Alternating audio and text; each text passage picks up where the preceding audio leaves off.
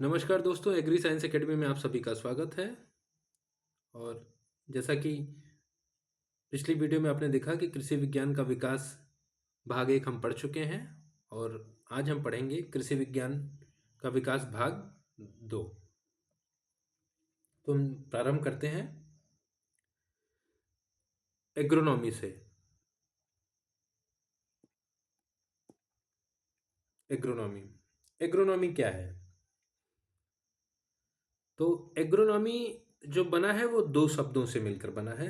एग्रोज, AGROS, और दूसरा है नोमोज, NOMOS। एग्रोस प्लस नोमोज। एग्रोस का अर्थ होता है फील्ड, FIELD, फील्ड या खेत।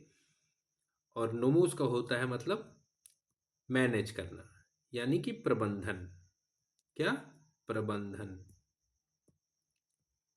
अर्थात फील्ड का अर्थ हो गया प्रक्षेत्र या खेत। तो यहाँ क्या लिखा हुआ है? एग्रोनॉमी। एग्रोनॉमी दो शब्दों से मिलकर बना है, जो है एग्रोज और नोमोज। एग्रोज का अर्थ है फील्ड, फील्ड प्रक्षेत्र या खेत। और नोमोस जिसका अर्थ है मैनेज, मैनेज या प्रबंधन जिसको हिंदी में कहते हैं। और ये दोनों जो शब्द हैं, आगे बढ़ते हैं, फिर से मैं लिखता हूं एग्रोनॉमी, एग्रोनॉमी।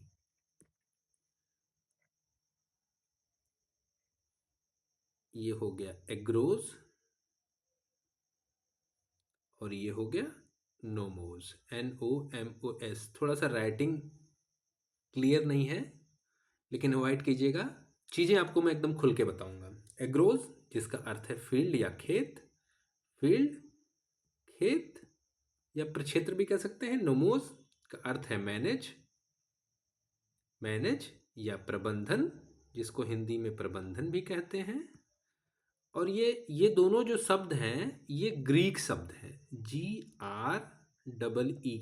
तो परीक्षाओं में कभी कभार पूछा जाता है कि एग्रोनॉमी किन दो ग्रीक वर्ड को मिलकर बना है। तो आप कहेंगे एग्रोज प्लस नोमोस को, या फिर पूछा जाता है कि एग्रोज और नोमोस कौन सा वर्ड है, तो आप कहेंगे कि ग्रीक वर्ड है। तो इतना आप लोग समझ गए होंगे। तो इसकी परिभाषा की तरफ अगर हम बढ़ते हैं कि खेत का प्रबंधन करना ही एग्रोनॉमी है। जैसे एग्रोज का अर्थ हो गया फील्ड या खेत और नोमोज का अर्थ हो गया प्रबंधन, यानी प्रक्षेत्र का प्रबंधन ही, सरल भाषा में अगर कहा जाए तो, है प्रक्षेत्र का उचित प्रबंधन ही एग्रोनॉमी है। एग्रोनॉमी है। एग्रोनॉमी का हिंदी में अर्थ होता है सस्य विज्ञान। क्या होता है? सस्य विज्ञान।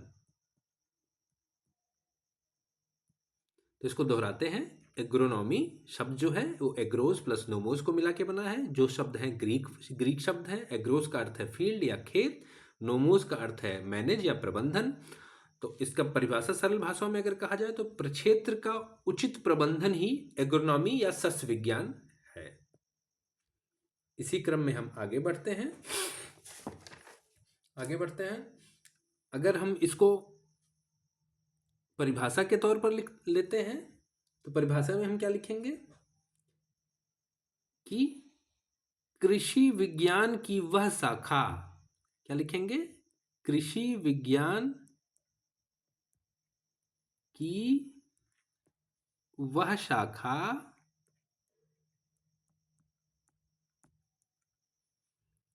जिसमें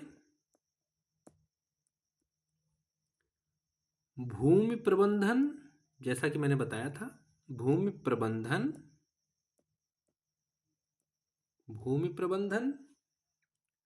तथा उत्पादन या फसलोत्पादन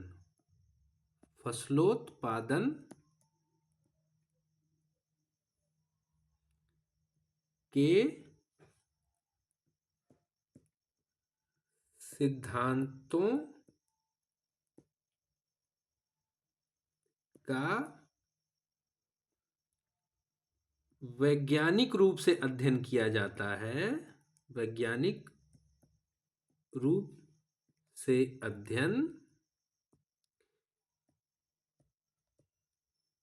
क्या लिखा हुआ है, कृषि विज्ञान की वह शाखा जिसमें भूमि प्रबंधन तथा फसलोत्पादन के सिद्धांतों का वैज्ञानिक रूप से अध्ययन क्या कहलाता है, एग्रोनॉमी।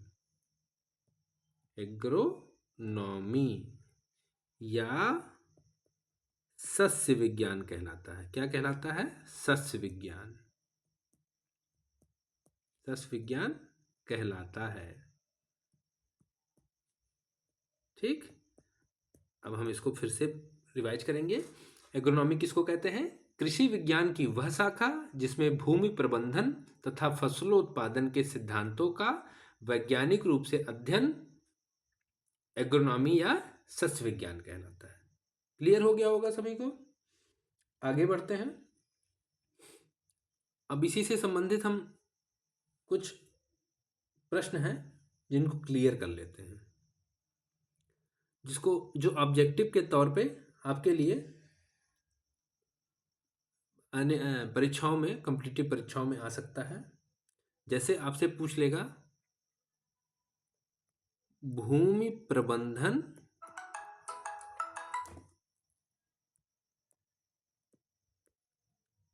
प्लस फसलोत्पादन, फसलोत्पादन, और आगे ऐसे करके ऐसे कर देगा। ठीक, तो यहां आप क्या लिखेंगे, एग्रोनॉमी। एग्रोनॉमी। ठीक, चलिए, ये आपकी उम्मीद है आपकी समझ में आ गया होगा। अब आगे बढ़ते हैं। आगे क्या है, सस्य विज्ञान का, सस्य विज्ञान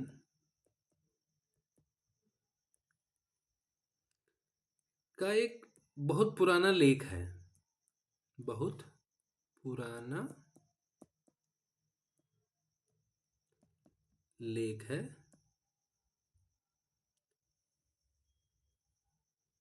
और पुस्तक का नाम क्या है, पुस्तक का नाम है ओपस, OPUS, ओपस रूरेलियम, RURALIUM, रूरेलियम कामो दारम। क्या नाम पुस्तक का, ओपस रूरेलियम कामो दारम।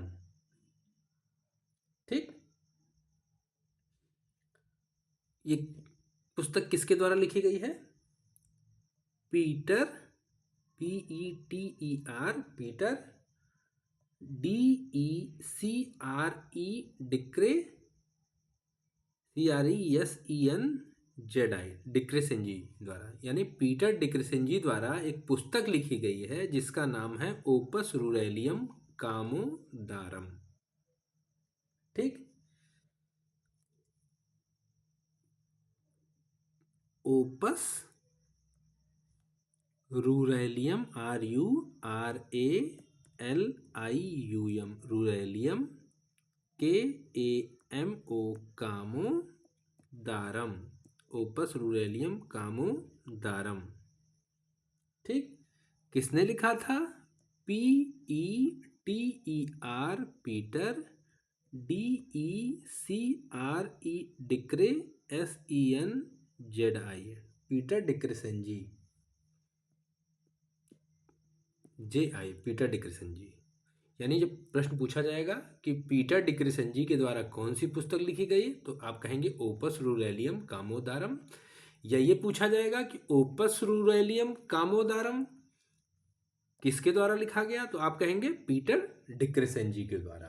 ठीक, अब इन्हीं पीटर डिक्रेसेंजी को क्या कहा जाता है, सस्य विज्ञान का पिता।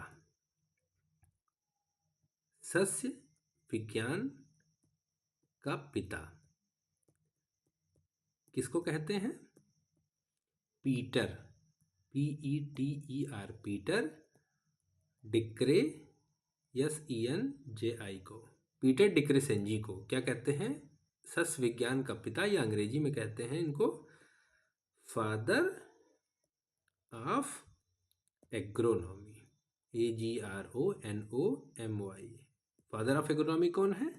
Peter Decrescenzi, DECRENSEJI, Peter Decrescenzi. ये बार बार मेरा बताने का अर्थ ये है कि आप लोगों को ये याद हो जाए। जैसे क्लास में पढ़ाया जाता है, तो क्लास में पढ़ाए जाने का अर्थ ये होता है कि आपको पढ़ा दिया जाता है तो आपके जहन में रहता है। तो वही सेम तरीका मैं अपना रहा हूँ यहाँ पे कि मैं बताऊँ, मुझे एक बार दो बार बताना पड़े कोई फ़र्क नहीं पड़ता है, आप लोगों को याद होना चाहिए। चूँकि मैं भी कृषि विज्ञान का छात्र रहा हूँ तो मुझे भी इन सब परेशानियों से गुजरना पड़ा है। तो प्रश्न आएगा फादर ऑफ एग्रोनॉमी पीटर डिक्रेसेंजी, या हिंदी में पूछेगा सस्य विज्ञान का पिता कौन है? तो पीटर डिक्रेसेंजी है। ठीक, यहाँ तक सभी को क्लियर हो गया होगा। और फिर पूछेगा ओपस रूरेलियम कामोदारम किसने लिखा? तो आप कहेंगे पीटर डिक्रेसेंजी ने लिखा। ठीक, आगे बढ़ते हैं। आगे है पुस्तक। ये सब कृषि विज्ञान की मुख्य पुस्तकें हैं जो हिस्ट्री वाली है, जो अक्सर परीक्षाओं में पूछी जाती हैं। पुस्तक कौन सी? Horse, HORSE, horse, HOEING, horse hoeing husbandry, HUSBANDRY, horse hoeing husbandry. Horse hoeing husbandry पुस्तक किसने लिखी थी? ये लिखी थी जेंथ्रो टुल ने। किसने? JENTHROTULL। किसने लिखी थी हॉर्स होइंग हस्बेंड्री पुस्तक? जेंथ्रो टुल ने लिखी थी। किसने लिखी थी? जेंथ्रो टुल। ठीक, अब इसी हॉर्स होइंग हस्बेंड्री पुस्तक के आधार पे ही कृषि के दो उपकरण बनाए गए थे। कौन से थे? प्रथम था कौन सा?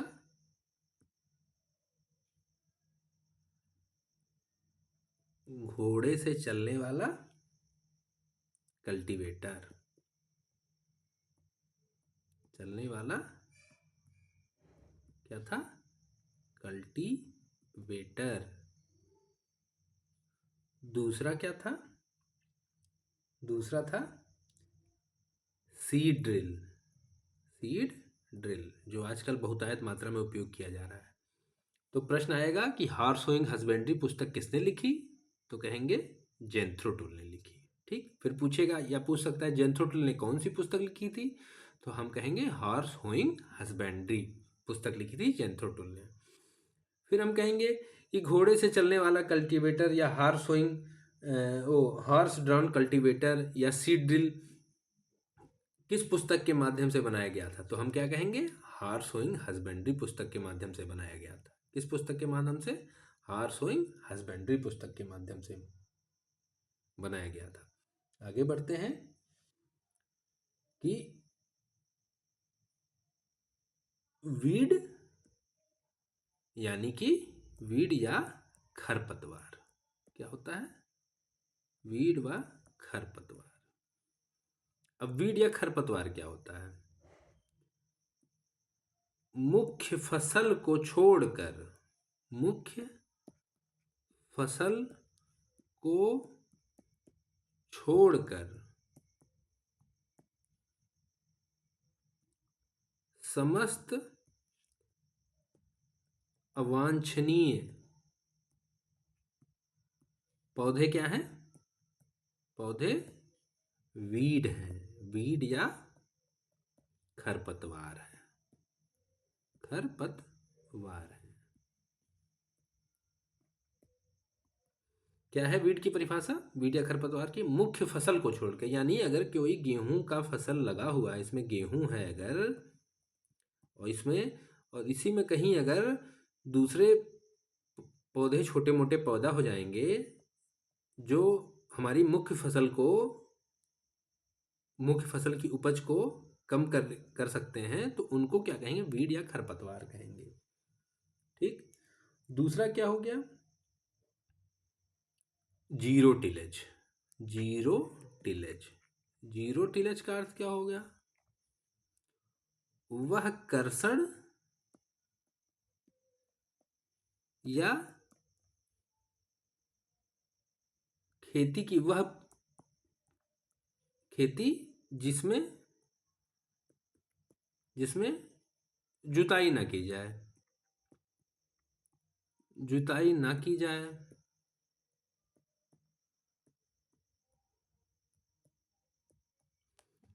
वो क्या है? Zero tillage cultivation. Zero tillage cultivation. जैसे अभी पंजाब हरियाणा में क्या हो रहा है? धान कटी, मतलब धान, आपके धान की फसल है, परिपक्व हो गई धान, फिर उसको काट लिया गया। वो भी वहाँ उससे काटते हैं, कंबाइन से। काटने के बाद फिर वहाँ पे अब काटेंगे तो उसमें पराली होगी।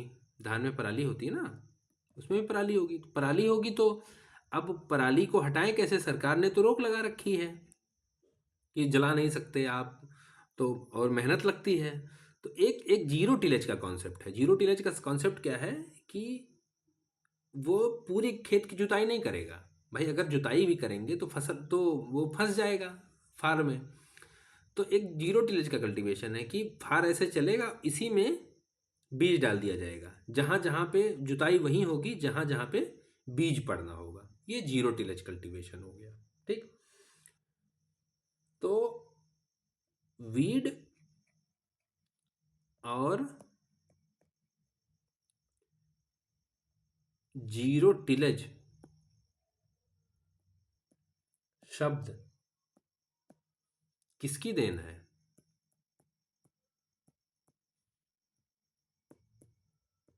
किसकी देन है बताइए? वीड और जीरो टिलेज शब्द जो है, ये फिर से बता दूं आपको मैं, ये जेंथ्रोटुल की देन है। JENTHROTULL,